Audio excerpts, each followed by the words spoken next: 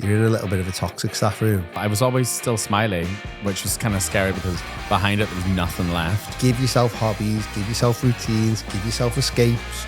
And then I was like, I need to stop this right now. So I put it in the bin. Hey, welcome back to Say You Look Tired. Hi. Episode 15.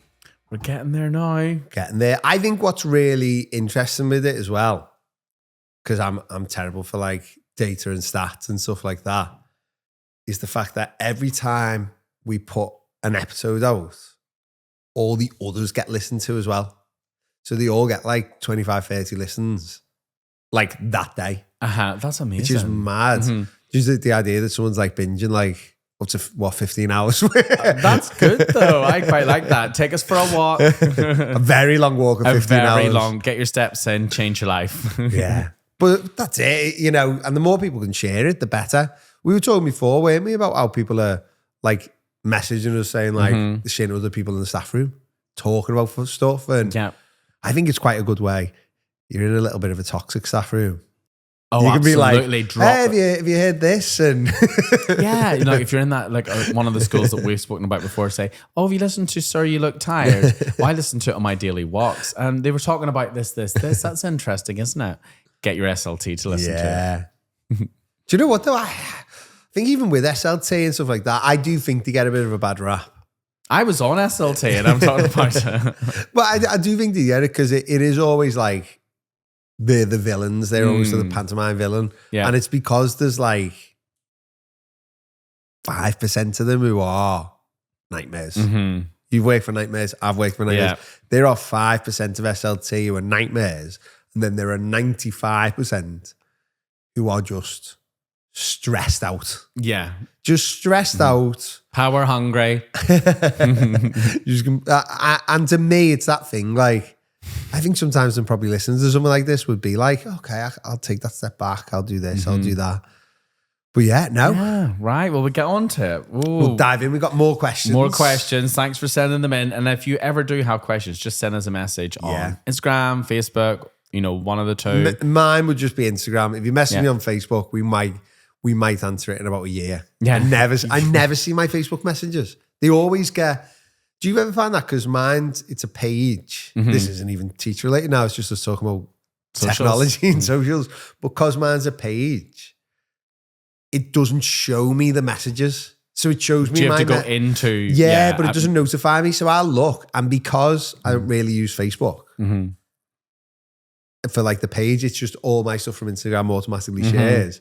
People will message me on Facebook and then I'll reply like 6 months later, like, oh, really sorry. Like, you okay?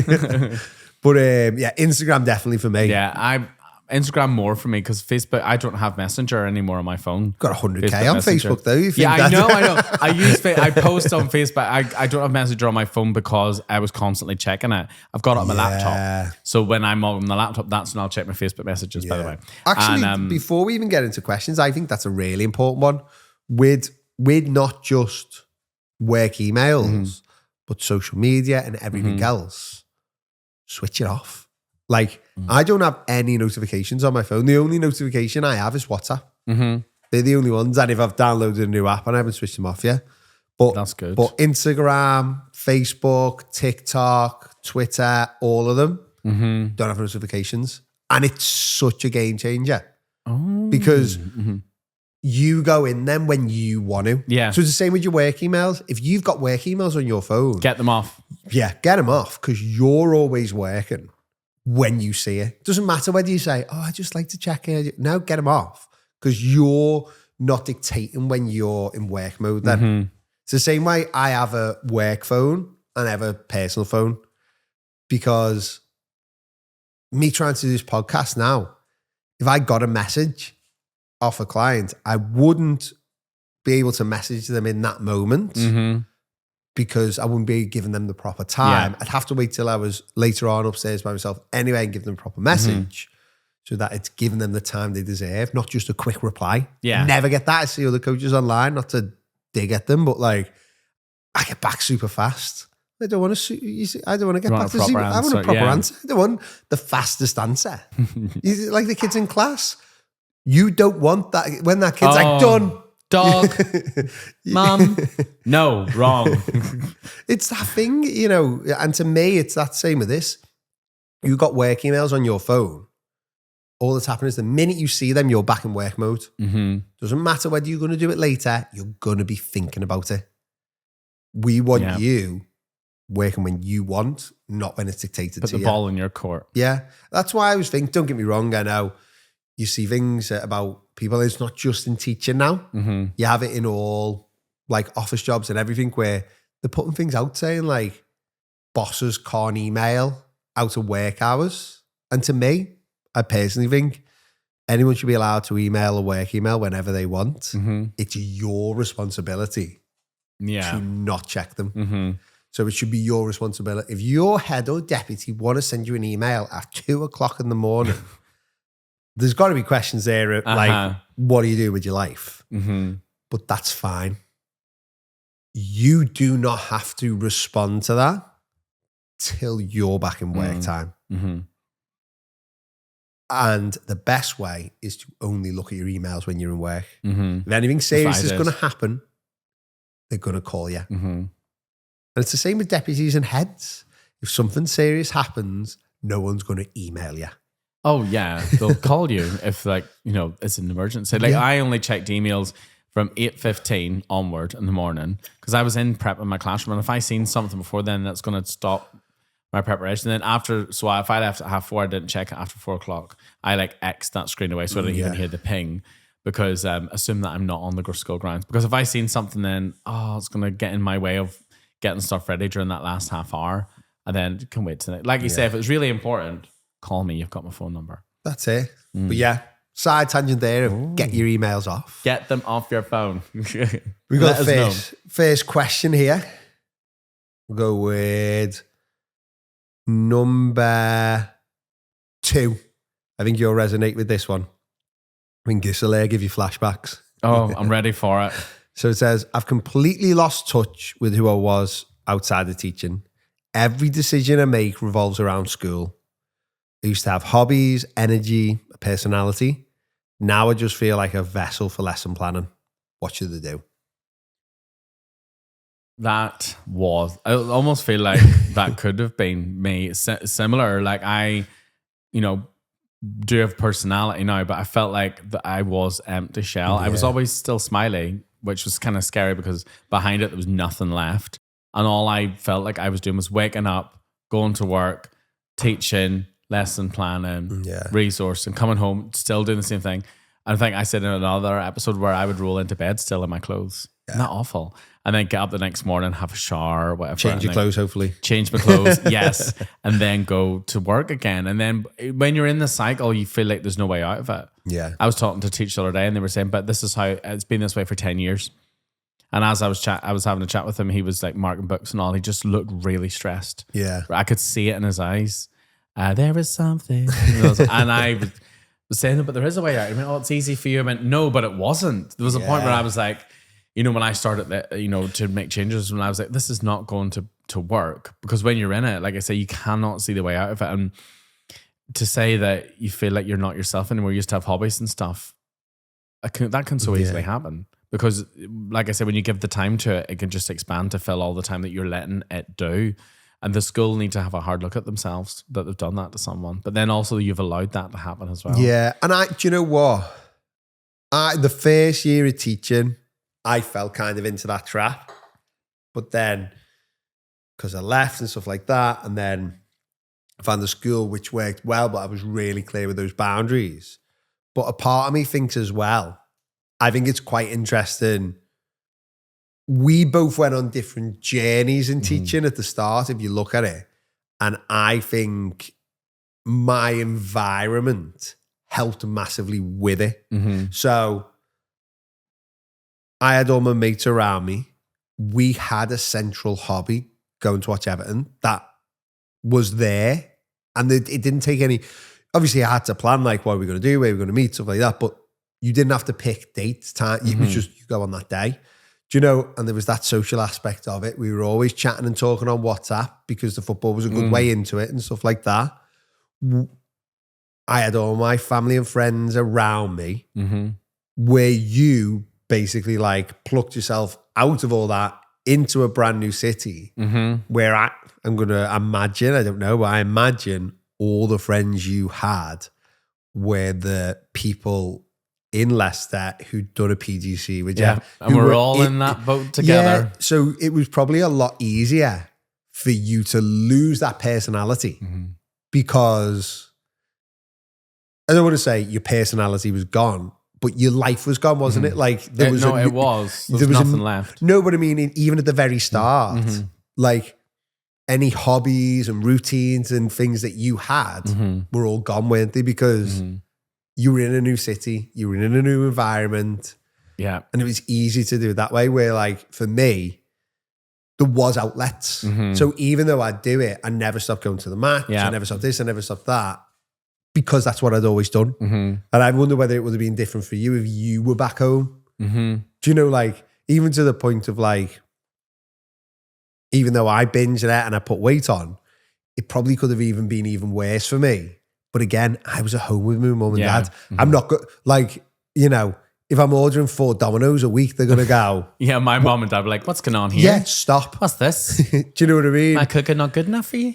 That's what I'm saying. Yeah. So like, I wonder whether that plays an impact as well. Whether when and then because I was getting, you know, wages and I had the money, not necessarily always to go buy fast food, but I wasn't cooking for anybody else other than myself. And because everyone else was a teacher, misery loves company. Yeah. Doesn't it? So whenever we're all battling our way through NQT, or which is, you know, ECT, it was miserable. And I do think I traded, because I spent a lot of my life being a people pleaser, and chasing, oh goodness me, chasing approval. Yeah. Chase approval. And then because I never really felt like I was good at anything ever. I could sing at school, but then I was sort of bullied at secondary school for it. But when I started teaching, I was good at it. I still am. And I will say these days, I'm a great teacher and I will not let anyone take that away from me. And because I was so good at it, I plowed everything into teaching them. And then when you get lesson observations, I was smashing every single one of them. But like I said before, it became this really over the top lessons and trying to outdo it every time. And then I got promoted very quickly. And then all of a sudden, all this expectations put on you to always perform at that level. Yeah. And like you say, you get your data, and because it's really good, you have to try and outdo it the next year. And then because you're a leader, all of a sudden I'm in charge of not just myself, the other teacher, the TAs, 2 sets of data is hanging on my shoulders. And then when you're already feeling crap or not good enough, you have to try and keep it going. So then you do start to sacrifice things like I had no hobbies anyway. Yeah. Any hobbies, or like going to the gym was not a thing that was going to happen. Or when I did see friends, it was for a night out. But because I felt like crap, I drank a lot. Yeah. A lot. And then which would mean the next day I'd be eating God knows what from the wherever. And yeah, you just get into that pit. And then whenever you feel like you're not doing a good job at work, then you start to tell yourself that you're not good enough. Yeah.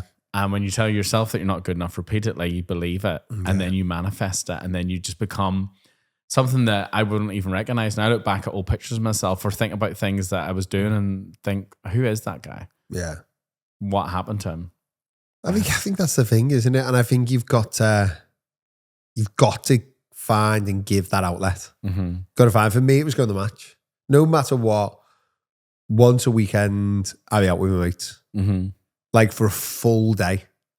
Going out, enjoying myself that way. It would have been so easy to just go, I'm too busy. And if I didn't already have that in place, I might have done. And I think that's the thing. If you're struggling, find a hobby. I know it's easier to say than do, but find a hobby. Mm-hmm. Find a hobby, go to it. I'm a big believer in if you're feeling lonely and isolated, pick a sport which has got a local team to you, go start watching them. You will have mates there within 2 months of going.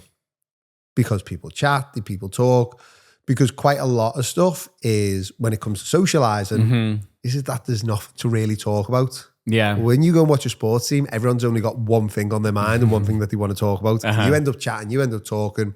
Eventually, you make a group of mates. Mm-hmm. That's what I'd say to anyone. It doesn't have to be football. It could be hockey. It could be rugby. It could be whatever. Do you know, but go and find a sports team. If you don't want to be part of one, go follow one to watch. Mm-hmm. And it could be anything else. You could join a pottery club. club or a cooking club or whatever. But give yourself hobbies, give yourself routines, give yourself escapes. Go and do some exercise, find an exercise that you enjoy, whether that's during the sports team, whether it's going to the gym, whether it's going running, whatever it is. But this person say they had kids. I don't think so. I think that was last. Oh, it was the last one. Episode. But yeah, it's when you were saying there about finding something, that's your way out of that spiral. That's your way out of it, to go and do something else. And then you'll start to make plans. Yeah. I want to keep them up because you're enjoying it. It's like you were talking about before, gas fills the room. If you give teaching, it's going to fill it all. It's like you were talking about filling a diary. You said you got to put your stuff in first. And I would say, if you opened your diary for the week and said to school, what hours do you need? They would say, all of them. And do you need that bit where you're sleeping? So absolutely, put your bit in first, plan everything, and then fit in the time for school. Because school will fill it all. There is never a finished job in teaching. No. Once you finish stuff, you've got to reevaluate it. Once you do this, you've got to do that, do this, do that. The never-ending list. It's like a hydra, isn't it? You cut off one head, about 27 spring back. You've got to go, right, I'm cutting this off here. Best way to do that is to get some hobbies, start going to the gym, start going running, start joining a sports club, start taking up classes. Do you know, little things which build it in. Yeah. And there's going to be whatever you enjoyed as a kid, go and find that again. Oh, that's nice. Yeah. I'm surprised I didn't join like a choral group or something. There's still time. There's still time. Next, when we're about to do the next one, guess what? I'm in the Curve Theatre Monday to Friday. But that's it. It's finding something like that. And I think maybe even 10, 15 years ago, that would have been so much harder. Now, you can probably type in online and find absolutely everything. Do you know, for everything, whether it's retro video games you like, whether it's board games, whatever it is. Do you know, I know in Liverpool, like I've seen it online. Yeah, I have a friend who goes and plays board games with other people, and they've got a club going. Yeah. Sounds fun. Like, I'm crap at board games, but like they it's not Monopoly, it's like this whole scenes, and I would lose concentration. I'd be sitting there with a drink or something, I don't know. But that's it. There's so many things like that, and whatever it is, there's going to be book clubs, there's going to be movie clubs, there's going to be everything, and then it's all going to be socializing, and it's just going to be your little bit of time. So if you feel like, I'm getting sucked into teaching, go and find something to do. Think about something that you'd like, go try it. Will it be rubbish? Yeah. It will be really rubbish for the first couple of times. Like I tell the people who work with me when they go to train, there is a training that you will enjoy. Like even if it's weight training, I really like low reps with high weight. Other people like HIIT training where it's all timed as quick as possible. Some people like lighter weight, but more reps because they can feel the burn more and stuff like that. They all can get the job done. It's whichever one you like, but whichever one you pick and try, you've got to give it at least a month because you're going to hate the first month because you don't know what you're doing. You might, maybe different because you said you just ducked towards with teaching. Even though I love teaching, I hated teaching while I was a student teacher. Oh, I hated it. Because of the stresses, the strains, the getting used to it. But it was probably halfway through my first year / in my second year when I enjoyed it. Because I was in those routines of it. Yeah. I enjoyed it. Same with anything you go and do. Pick a hobby that you're going to enjoy. Preferably with some people there. So it's accountability to go. And if you say, I'm going to go swimming every week. Well, after a week or two, you're probably not because you're going to go, can't be bothered with that anymore. Unless you're part of, what's that? A swimming group. What's that group called? They all do synchronized swimmers. La, la, la, la, la. That's it. It's just fine. I've got to find a hobby which is going to give you a bit of support, a bit of accountability. Do it. Let us know what it is. Yeah. Send us a message. Even like you joined that coaching with Keegan. Yeah. And Oh, that's I like love it. your social group now, isn't it? Oh yeah, that's why I'm never at home at the weekend. Bus, club, playing another clean club, no sleep, no fear. That's why I'm tired. I'm not tired today. But no, like we went hiking. We've done Snowdon recently. Yeah. But you know, when I was still full time teaching, if I knew we were doing like the 3 peaks or something, I went and trained. I did some hiking myself before it. But you know, it made sure that my week was planned so that I could go. If I missed that, I'd be absolutely devastated. Yeah. So it became part of my why I do things. So yeah, let us know what you're going to do. Drop it into our messages or in a comment on Spotify. Yes. I will look at the next question. Oh, it was number 3. Let's see. I eat really well during the day at school. Oh, which is, we've not had that yet. We've had people eating biscuits and skinny whips. So I eat really well during the day at school. Yogurt, fruit, something half decent for lunch. Then I get home and then I turn into a black hole, they said. Toast, biscuits, crisps, cereal. I'm hearing beige. Yeah. Toast, biscuits, crisps, cereal. Depends on the cereal. It could be Lucky Charms. I inhale the lot. How do I stop? So it's funny that now it's someone who's eating really well at school. Yeah. But at home, all hell breaks chaos. Do you know what? I think that comes down to 2 things. So one, obviously, it depends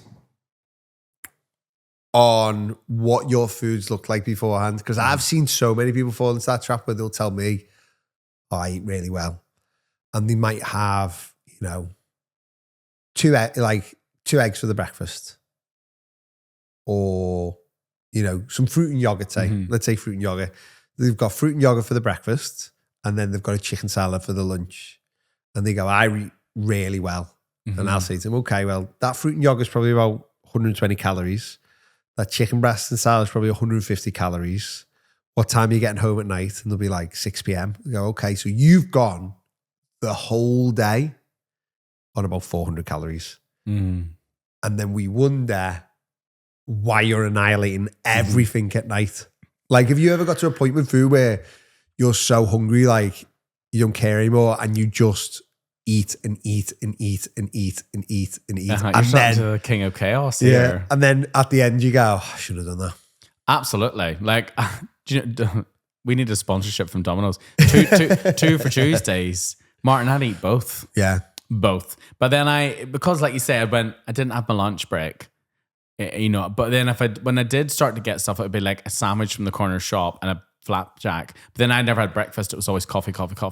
Then the coffee made me really hungry. And then I'd leave work at 5, 6, get home. And because I knew I had work to do, I would be so hungry. Yeah. I would call at the shop on the way home and I'd be eating as I'm going home. And that would be, I don't know, probably another flapjack or a sandwich. Oh, it was reduced. You know, there's all those things that were like, oh, it had a yellow whoop sticker on it. I'm having it. But then when you get in, I had set myself up for failure. Those cupboards were full of stuff. Whereas now, let's say they were in the cupboards, I don't think I would touch it. Like I think you've got to have something in which is easy and quick. So like for me, I've always got like a pack of like baby potatoes that you have to put in the microwave. I love a baby potato. But I'll have them, you know, ready where they're just in the bag. You know those, but I'll always have one where it's like, you know, the one you can stick in the microwave. I didn't even know you could put them in the microwave. Because you normally can buy like packs where it'll say like 7.5 minutes in the microwave. But it'll have like baby potatoes and like a little bit of butter or something in it. Oh, yes. So I think I know what you're talking about. I'll always have one of them because they're only ever like 300 calories. But no one's eating that tub of baby potatoes and then carrying on. And it's, you know, like, and going, oh, you kind of, while you're eating them, you're like, okay, I'm feeling a bit better now. I'm all right. Where if you have chocolate, you can swallow like a giant bar of chocolate before it's even registered that you've eaten it. Yeah. That you've bought it. Yeah. What? And that's it. You know, you can easily nail like 2,000-3,000 calories worth of like chocolate and sweets before you've even actually decided whether it's enough. Yeah. Oh, I've done that. Where, it's like, you know, the sweets at Christmas time. Yeah, just bam. You bam, don't even know. bam, You turn bam. around and you see the mound of wrappers and you're like, who was that? It was you. Or in Ireland, we have these things called Tunnocks tea cakes. Do you get them over here? Yeah. Well, the Scottish show. Yeah. Oh, are they? Oh, I thought they were from Ireland. Oh, okay. So my mum buys a big box of 45 every year. 45. I've only right? seen them in 45. I've only seen them in packs of 6. It's the box you would see at the till. We get those in Northern Ireland. They're just everyone gets them. So one Christmas. Now this is before we're talking to probably 2019. Right. Listen to this. It gets to after New Year's and I'm getting ready to go back to England and I go in to get a tea cake. I'm like, where are they all? I'm like, they're gone. And my mum was like, I didn't have any. My dad was like, I didn't have any. I went, oh, who ate them all? And I was like, you did. I mean, I've had 45 tea cakes. I didn't even realize. How long in? Just the Christmas holidays, 2 weeks. Oh my goodness. And that's on top of everything else. But then, like you say, that's that you're not thinking about it. You're just eating it. How do you eat them though? That's the important thing with a ton of tea cake. So cup of tea. Yeah. 4 on the side. This is not now. This is not now. This is not now. Carefully take the wrapper off. Okay. This is for everyone. This is tip to eat a Tunnocks cake. I used to, depends, because I've had 4, I can experiment. The first one's all in one. All in one? All in one. Oh, no. All in one. The second one, carefully bite the chocolate around it. Third one, get a hole on top and suck the mallow out of it. And then the fifth one, I don't know, I just eat the mallow off and then have the biscuit. That's the way I do it. The biscuit's the best bit, I think. The mallow. Oh, no, I like the mallow. Oh, do you? Yeah. No. Look at me. No, says he's eating 45. No. But I think it's so funny with that going off right on them. Into Tunnocks. Yeah, but like marshmallows in Britain are so nice. But they're horrible in like America. What was that? Sorry, marshmallow? Marshmallow, like the mallow of that marshmallows. But in Britain, I think they're so nice. But I think in America, they're horrible. Like the rest of the world, they're horrible. I love an American Kit Kat. When I was in Vegas last year for my friend's wedding, they did like an 8-finger Kit Kat. It was massive. And I was starving. So I was like, I just got off the plane, Kit Kat. It was there and it was 8 fingers. And I was like, absolutely. So I was eating it and I was like, this is amazing. And the old me came to town. I was like, ah ha ha. So I bought another one. I saved it for the next day. Oh, yeah. 8-finger Kit Kat. Delish. But yeah. I can't even think what the question was. Oh, it was. This just shows we know we go off tangent. It was about eating well at school, but not at home. So set yourself up for first success. One, sort your food out in school. If you think you're eating well in school, check how much. If you're having a chicken salad and if you're having like big bowl of porridge and you're having like a nice filling meal like chicken and pasta or potatoes or whatever, then it's like perfect, yeah. But if you're not and you're having quite low calories, that's probably why you're binging. Another one we talked about in one of the other podcasts, have something about 4 p.m. Maybe before you leave school or when you get in, have it set, whether it's something sweet like overnight oats or like the cheesecake overnight oats. I don't know if you've seen them. Oh, no. It's like what's in it? So you get Weetabix. Okay. And you'll crush that up Okay. and add a tiny bit of milk to it and have that as like the base layer. Then you'll get some yogurt and layer that on and then you'll put a topping on. So a lot Like of people... Greek fat. Yeah. Yeah. So that'll be like your cheesecake. And then some people like mix that with protein pads, make it a bit thicker as well. Of course. And then on top, people will put like a topping, whether it's some chocolate or sweets or fruit, or they might do it where it's like, you know, like the protein puddings and take a bit of that and like, oh yeah. And then you just leave it in the fridge overnight and then it sets like a cheesecake. I'm going to try this now. Weetabix. Never thought, I've not had Weetabix in years. Oh, I love Weetabix, mate. They're dry. Yeah. Some people just eat them like a bar. Oh, I've seen people put butter on them. Butter on a and then they eat it. I've never tried it, but I've seen people have it.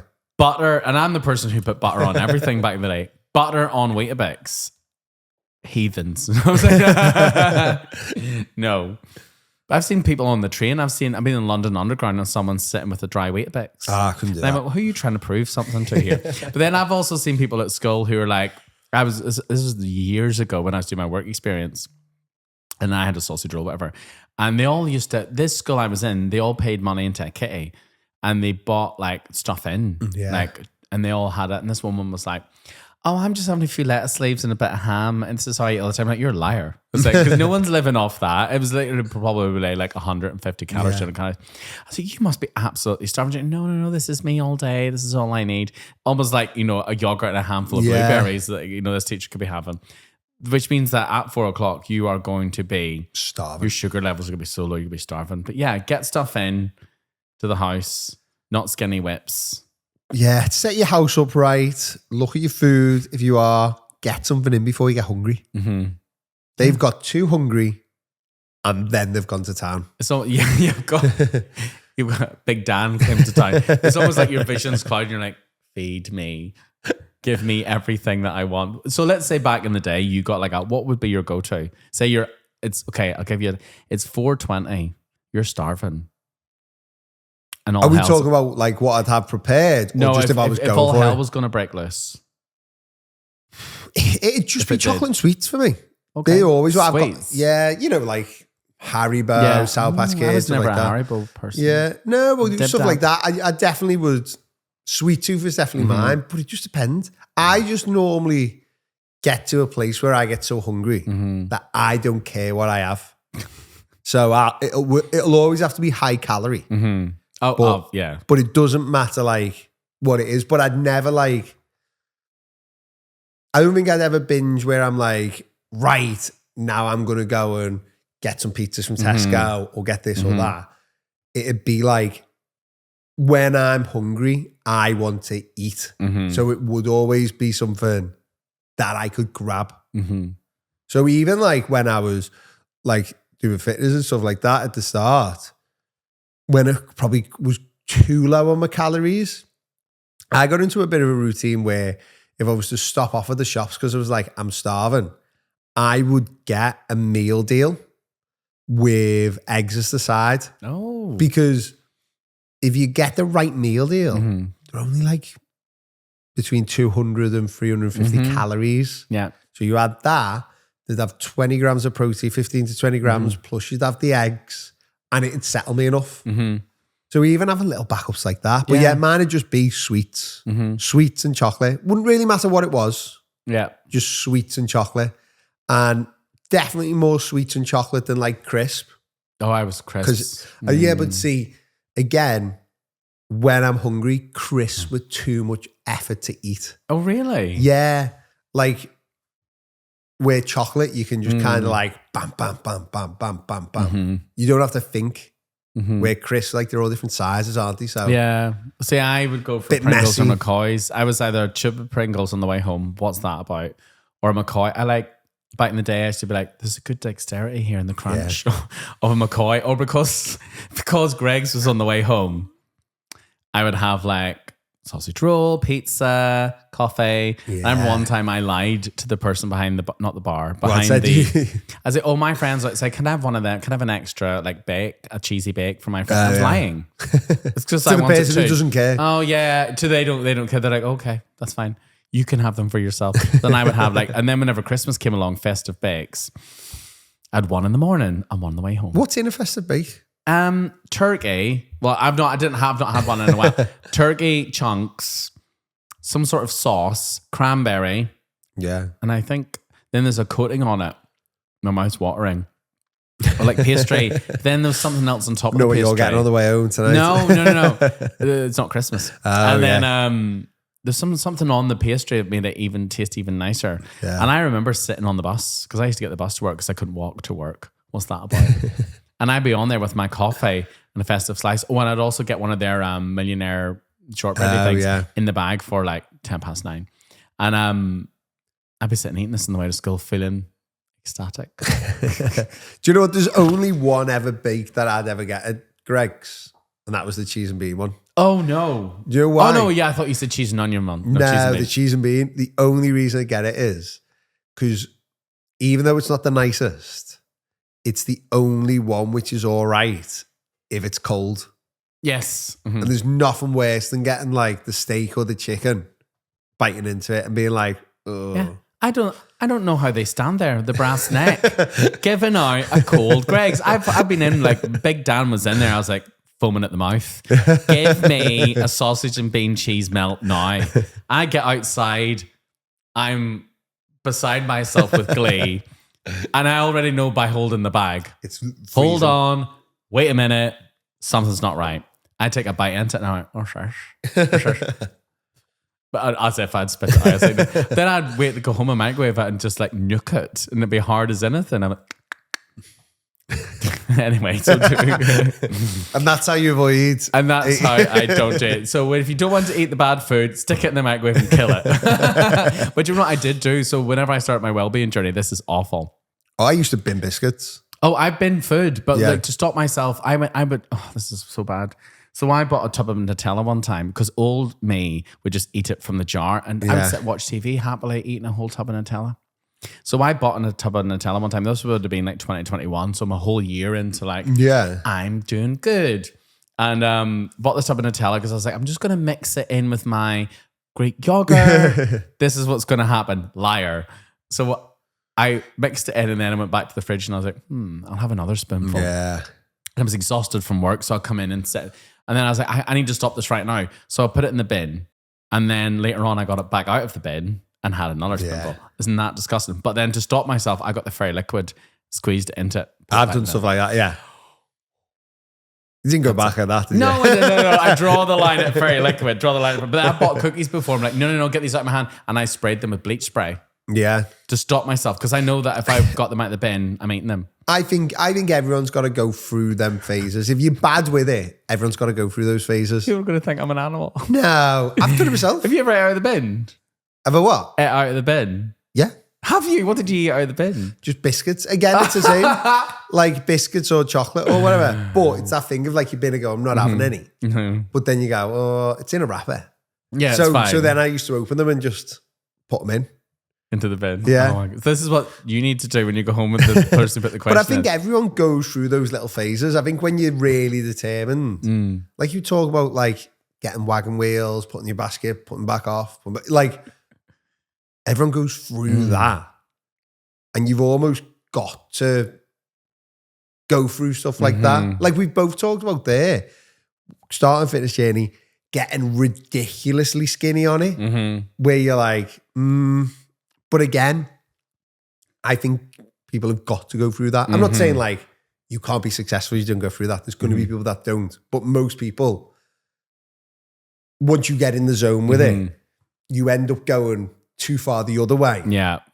And then you go back and it's finding that balance till you've just got that thing like where I'm saying, now got chocolates in the cupboard, got ice creams in the fridge. And I've not even thought about going into your cupboard and having a single bit of chocolate. It's that little bit, do you know what I mean? And I think everyone's got to go through them where you change your mindset with it. Because that's what you really want with stuff like this. It's changing your mindset around food, around work-life balance.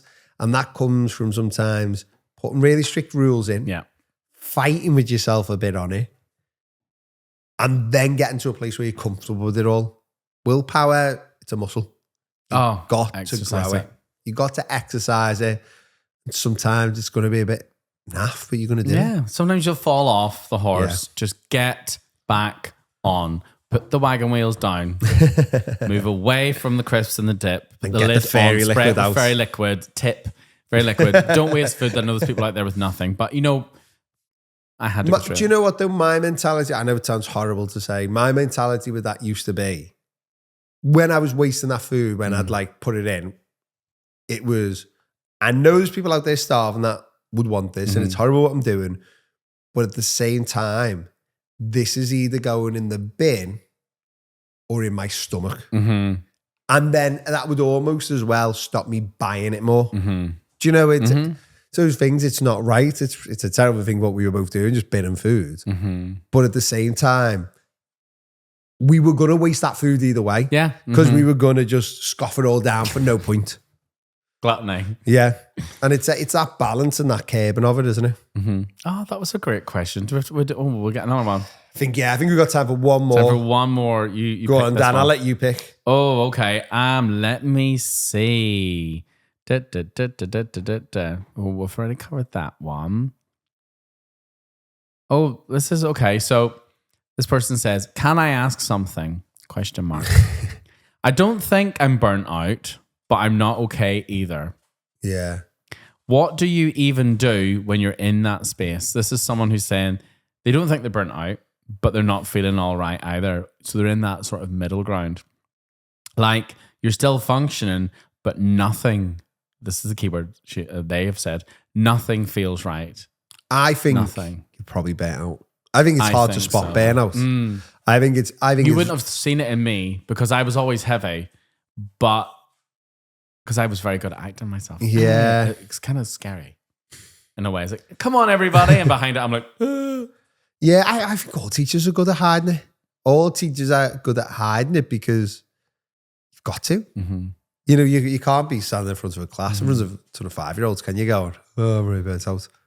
I'm trying to think how it manifested itself. Probably I had very short patience. Yeah. I wouldn't shout and scream at them, but I was like, well, I'm not. I'd stop singing in class. I was like, I don't have the energy. That's it. But no one would go, oh, Dan stopped singing. He must be burnt out. Yeah. No. I put on the YouTube videos. Like, Yeah. Watch that. That's it. And to me, I think if you're feeling that way, you probably are burnt out. Mm-hmm. And it's just about maybe you're not. I think everyone sees burnout as like the worst case scenario. Yeah, you're off work, you can't do anything, everything that way. Where I think it's if you're feeling like that, I think one thing is really important to talk to school. You're like, listen, I'm feeling like this. Because it's also their job to look after you. Do you know, to make sure that you're good that way. And it's also about like, maybe just, as you were talking about before, just writing stuff down, journaling to yourself, just thinking about how you're feeling. I think that's massive with it. I love journaling. Well, my best weeks is when I've sat up, I'm on my table. And sometimes I catch myself journaling as if I'm being filmed, like my Lifetime movie. And I ask myself questions like, what went well yesterday? What didn't? What went wrong? I've got a swear word in my question that I'm not going to say here. And then how can today be better? What's one thing I'm grateful for? What did I feel at yesterday that I can learn from today?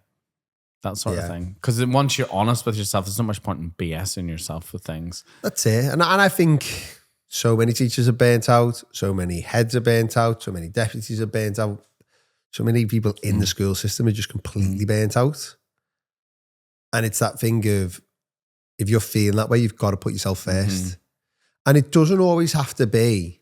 Like, it actually drives me wild, like on TikTok, not for teaching, but there's a couple of people out there who talk about mental health and burnout, who say like, you know, you're part of a big, if you're employed, you're part of a company, you have sick days for a reason.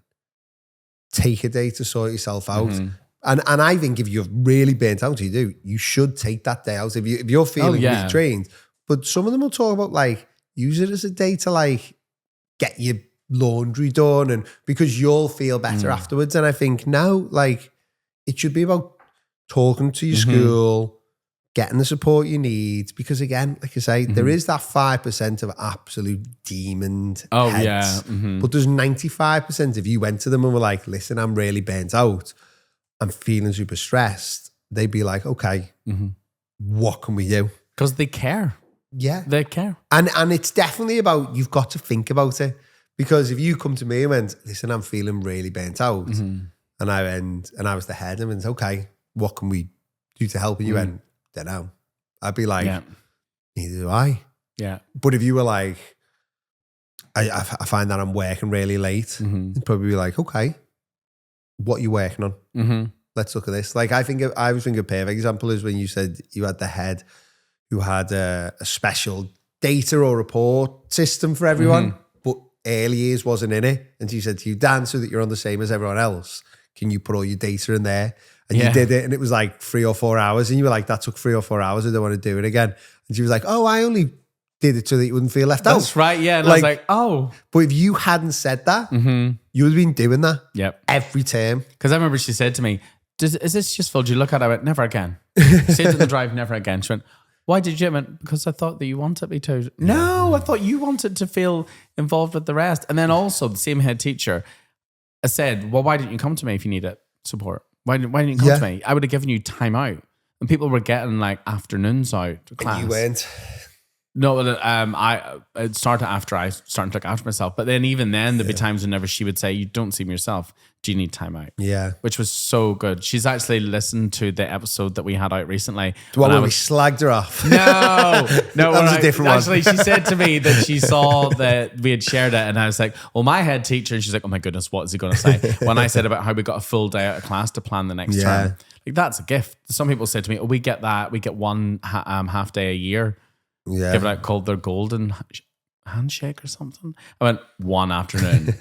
Wow. Okay. Which is, is better than nothing, but realistically, what can you get done in an afternoon? Nothing. Anything to do. But it's that thing, isn't it? Like to say it is about chatting and talking to them because 95% of them are human and they're gonna help. But I think you have to sit with yourself, think about why you're burnt out. Again, without dogging on teachers too much, there's quite a lot of martyrs in teaching. And you might be burnt out because you're working to a higher standard than you need to. You don't need to stay up every night cutting out the shapes. You don't need to stay up every night making your own resources. Double laminating. Yeah, you don't need to do all these things. Lean on the support that's there. There's literally now, like, ChatGPT and sure, like the TeachMate AI and stuff like that. I bet you could go onto that and go, I'm looking at this. I want differentiated work. I need 10 easy questions. I need 10 of standard. I need 10 which are more complicated, and I need 10 that are word problems. And I bet it spit it out like that. But you'll have teachers there trying to make their own. Do you know what I mean? Yeah. Like, look at what you're doing. Think, where can I trim the fat? Yeah. Oh, I love that. Trim Speak to the head and see where you can trim the fat. And then just protect your boundaries. But it comes from just sometimes sitting down and just thinking, do we do it? Most teachers do a 12-hour day. But if you sit there and break it down, like 8 hours of admin, that is. It's crazy. Do you know, 8 hours of admin, of marking books, of lesson planning and resource creation and data analysis. 8 hours. You're like, surely there's some bits to cut there. Do you know what we cut? VF, verbal feedback, writing it in books. Oh, yeah. To show that, stamp it. Even then, stamp it. That's 5 minutes, right? Yeah. I did do it. Do you not trust me? No, write it in. We need an initial VF or whole class feedback. WCF. What, B? It's all mad. I wrote WTF. In every book. Right, kids, write this at the bottom of your thing. WTF. What does it stand for? You don't need to know. Everyone Just get the green pen out. Green pen. I know that I was working with a reception class recently, had to use purple pen to correct their letters. Bless them, they didn't have the motor skills to hold the biro. And they were like, Mr. Mac, this pen's not working. Yes, it is. It's brand new.